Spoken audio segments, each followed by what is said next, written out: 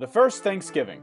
American schools generally teach a conventional story about the meeting of Pilgrims and Indians that finished with an amazing dinner. The end. But there's more to the tale. This video will explain the events around the first Thanksgiving and how it's not the image ingrained in tradition. At the start of the 17th century, southern New England was home to a variety of busy communities within several confederations. These were the people of the first light, and they called their home the Dawnland. Political leaders were known as sachems and had been trading with Europeans for over 100 years before the Pilgrims. Relations soured only after deceitful Europeans kidnapped locals to sell as slaves. Permanent European settlement was impossible due to the already high population of native occupants. But in 1616, tradesmen introduced a disease to the Dawnland, whose inhabitants died in droves from a lack of immunity. In 3 years, up to 90% were wiped out in several confederations, including the Wampanoag. Their head sachem, Massasoit, was aware of how close they were to being subjugated by their unafflicted enemy, the Narragansett. He was determined to save his people from such a fate. This was the political world the Pilgrims were about to enter. The Pilgrims were not called Pilgrims by their contemporaries. They were known as Separatists, a branch of the English Puritans. King James hated Puritans and began persecuting them in 1604, so the Separatists fled to Holland, where they were free to worship. But because they feared losing their national and communal identity, the congregation wanted a new place to plant their church. They decided on America and asked King James for a patent that would grant them rights to build a colony. They planned to make a profit catching fish to pay off the debts to their investors. The Mayflower set sail on September 6th.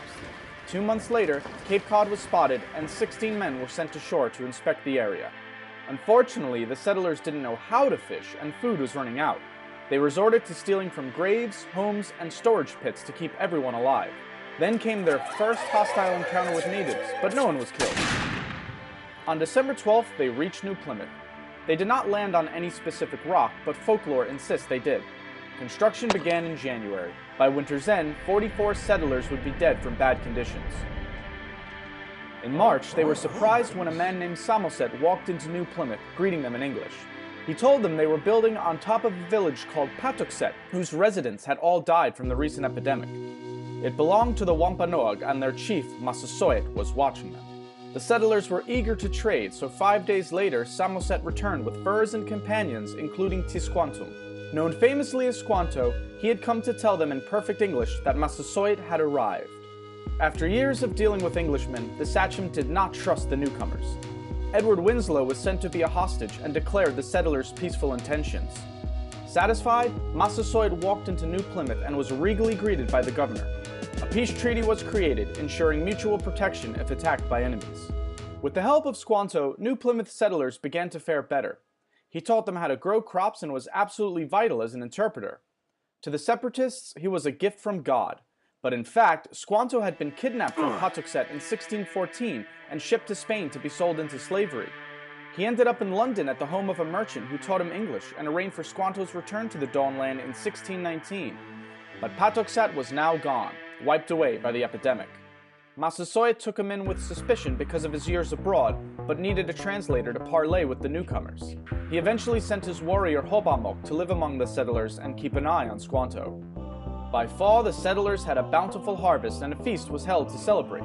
Massasoit showed up with 90 warriors and 5 deer for the meal. For 3 days, the English and Wampanoag ate and entertained one another. This was the famous first Thanksgiving children learn about in school. However, the word Thanksgiving would not have been used by these settlers to denote a harvest feast. For Puritans, a day of Thanksgiving was a day of fasting while giving thanks to God in prayer. But the story of Pilgrims and Indians does not end here. During New Plymouth's first year, Squanto had been up to something. Realizing his substantial power as the only English speaker of his people, he conceived a plan to overthrow Massasoit. He persuaded locals he could command the English to make war or peace at his will. Hobomok was suspicious of Squanto and warned Governor Bradford. Soon enough, they discovered Squanto's plot and informed Massasoit, who was furious. He demanded Squanto be handed over for a swift execution. Bradford refused. The interpreter was too valuable to give up. But according to the treaty, Squanto's life belonged in the hands of his sachem. Bradford finally conceded. He was about to hand over Squanto when an unidentified ship appeared. The alarm it caused delayed Bradford and worried Massasoit's envoys. Angered and impatient, they left. The ship carried 60 Englishmen planning to build a colony near Boston. They abused the Massachusetts locals, initiating a conspiracy to kill the colonists. Warned about the plot, New Plymouth's leaders launched a preemptive strike to save their impudent countrymen. It bought peace for a time. In that time, more Puritan settlers arrived, soon outnumbering the natives. And while the Pilgrims' treaty with Massasoit lasted until the Sachem's death, other Puritans were not concerned with such alliances. Their fanatic religious principles ensured no peace between the two cultures could last. To Puritans, Native Americans were the other, wild, savage, godless. With such an ideology, the outcome was inevitable. If they did not convert to Christianity and surrender their cultural identity, they had to be eliminated. The first Thanksgiving was a brief moment of harmony between two worlds, but sadly it was short-lived. The capitalist opportunities the Dawnland presented, combined with zealous puritanical beliefs, were incentive enough to wipe away the native inhabitants. There is nothing wrong with sharing a feast of thanks with loved ones, but remember the true events that started the holiday, and not the fairy tale.